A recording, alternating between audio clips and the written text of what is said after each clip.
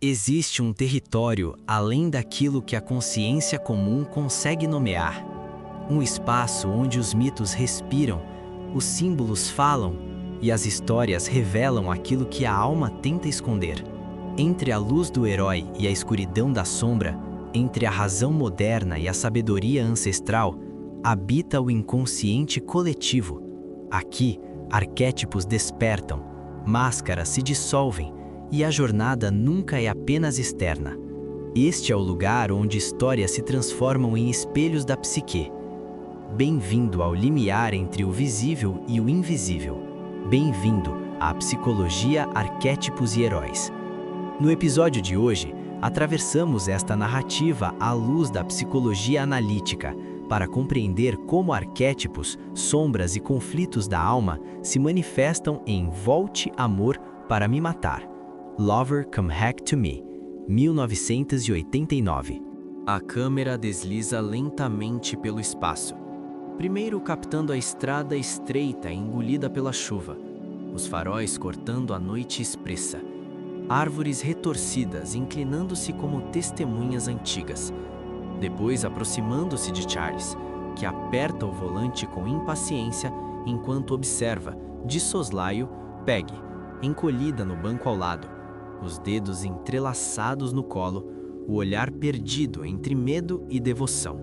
O carro avança sobre o temporal, até alcançar a mansão isolada, uma construção antiga, de pedras escurecidas, janelas altas como olhos vazios e corredores que parecem respirar o passado. Ao atravessar a soleira, o ar muda. Há um frio que não vem apenas da umidade, mas de algo entranhado nas paredes. Peggy caminha pelo interior da casa com passos contidos, tocando móveis cobertos por lençóis, murmurando lembranças dos pais que morreram ali, na mesma noite em que celebraram o próprio enlace. Charles escuta com desdém contido, mais atento ao peso da herança do que às histórias que ecoam nos salões. As horas passam embaladas por taças cheias, risos forçados e silêncios longos demais. Charles observa Peggy beber, tropeçar nas palavras, alternar gestos infantis com olhares vazios, quase ausentes. Em certos momentos, ela para diante de espelhos antigos, como se escutasse algo que não se revela. Ele sorri, paciente, calculando cada movimento, cada instante em que a casa parece adormecer ainda mais. Quando a noite se adensa por completo, o machado surge em suas mãos como uma extensão natural da decisão já tomada. Os corredores se transformam em labirintos de sombras. O som dos passos se mistura ao ranger do assoalho e ao vento que invade frestas antigas. Charles avança, o coração acelerado não pelo medo, mas pela antecipação. Peggy foge, o vestido roçando as paredes, a respiração irregular, até ser encurralada no quarto principal, onde a cama enorme repousa como um altar esquecido. É ali que o ritmo se inverte. O olhar de Peggy muda. A fragilidade se dissolve como névoa ao sol. A voz ganha firmeza. O corpo se endireita. E o medo que antes parecia dominá-la, agora habita os olhos de Charles. As histórias sussurradas sobre a família deixam de soar como delírio e assumem a forma de rito antigo, repetido geração após geração. O machado cai, o caçador hesita, e isso basta. Quando o silêncio retorna à mansão, ele já não é o mesmo. A chuva continua lá fora, indiferente, enquanto o guardião da cripta, em outro lugar, ri com prazer mórbido, saboreando a ironia de promessas feitas sob juramento eterno, lembrando que, ali, o amor sempre encontra uma maneira peculiar de cumprir seu voto final. Mas antes que isso se cumprisse, houve um instante esquecido. Voltemos ao ponto em que nada parecia definitivo. A mansão ainda se mantinha imóvel, observando. As luzes recém-acesas revelavam móveis cobertos, retratos antigos pendendo tortos nas paredes, e um relógio que marcava o tempo com lentidão excessiva. Peggy atravessava o salão principal com passos curtos, os dedos deslizando pela madeira envelhecida, enquanto Charles permanecia a alguns metros atrás, avaliando o espaço como quem mede distâncias e calcula silêncios. No quarto superior, o vento empurrava levemente as cortinas e a chuva riscava os vidros como unhas impacientes. Peggy falava dos pais, da noite em que ali permaneceram pela última vez, de vozes que nunca deixaram a casa. Charles respondia com sorrisos vazios, desviando o olhar para portas e corredores, atento não às palavras, mas ao cenário que, aos poucos, se fechava em torno deles.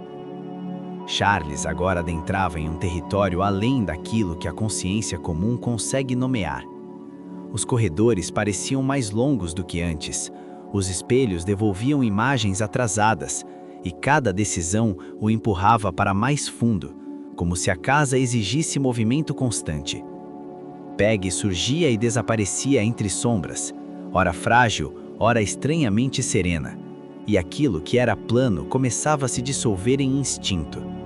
Charles estava entre a luz do herói e a escuridão da sombra, entre a razão moderna e a sabedoria ancestral. O machado pesava em suas mãos. Peggy o encarava sem recuar, e a casa parecia respirar com eles. Vozes antigas atravessavam gerações silenciosas, repetindo um gesto inevitável. Quando a inversão se completa e não há mais espaço para fuga, tudo retorna ao seu eixo primitivo, selado ali mesmo, naquela noite que se repete desde sempre. Neste momento, surge uma pergunta que ecoa na mansão. Até onde alguém consegue ir antes de perceber que jamais foi quem conduzia o caminho? Os espaços falam antes das palavras. A mansão isolada, envolta pela chuva incessante, não se apresenta como simples cenário, mas como uma extensão viva do que se oculta. As paredes carregam memória, os corredores alongam a hesitação, os quartos aprisionam decisões não verbalizadas. A iluminação rarefeita, os objetos cobertos e o som constante da tempestade compõem um campo psíquico fechado, onde não há exterior possível. Tudo ali conduz para dentro, para o confronto inevitável com aquilo que foi reprimido. O que se manifesta nessa travessia não pertence apenas a uma experiência individual. Há um padrão que atravessa tempos e culturas. A união que não gera continuidade, mas consumo. O enlace que exige sacrifício. O pacto selado sob a promessa de permanência absoluta. O inconsciente coletivo se revela na repetição silenciosa do rito, transmitido sem palavras, sustentado pela crença de que certos destinos não podem ser recusados sem romper a própria estrutura da existência. A escuridão da sombra emerge de forma gradual, nunca abrupta. Ela se anuncia nos gestos calculados de Charles, na frieza disfarçada de charme, na disposição de eliminar o outro como meio de ascensão. Mas também se revela no silêncio obediente de Peggy, na docilidade que encobre algo faminto, antigo e irredutível. Quando a sombra deixa de ser negada, ela não destrói apenas o outro, ela reorganiza completamente a hierarquia interna, invertendo posições, expondo o preço da cegueira moral e da instrumentalização do afeto. A ampliação simbólica encontra ressonância no mito de Lâmia, a figura que, sob aparência sedutora, guarda a fome antiga que consome aquilo que se aproxima por desejo ou confiança. Assim como no mito, o enlace não é caminho para a continuidade, mas para a devoração ritual. O gesto repetido noite após noite preserva a linhagem não pela criação, mas pela aniquilação do outro, transformando o amor em passagem e o corpo em oferenda. O impulso heróico se acende de modo distorcido em Peggy, não como conquista luminosa, mas como fidelidade implacável ao chamado ancestral. Ao assumir o rito, ela atravessa o limiar entre submissão e soberania, convertendo fragilidade em função. Esse movimento reorganiza o campo psíquico.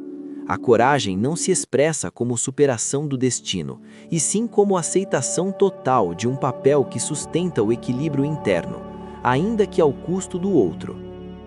As imagens iniciais retornam transfiguradas. A estrada sob chuva já não conduz à promessa, mas ao círculo que se fecha. A mansão deixa de parecer abandonada e revela-se plenamente habitada por memórias famintas. Os espelhos não refletem mais atraso algum, devolvem o presente cru, sem véus. O riso distante que encerra a noite sela a ironia maior. Aquilo que parecia exceção sempre foi regra. Ao final, resta a reflexão mais profunda. Quando o desejo nos conduz até a soleira do outro, estamos buscando encontro ou apenas oferecendo mais um corpo à casa que nunca sacia? Psicologia, arquétipos e heróis. Você ouviu? Como a psicologia analítica interpretaria Volte Amor para me matar?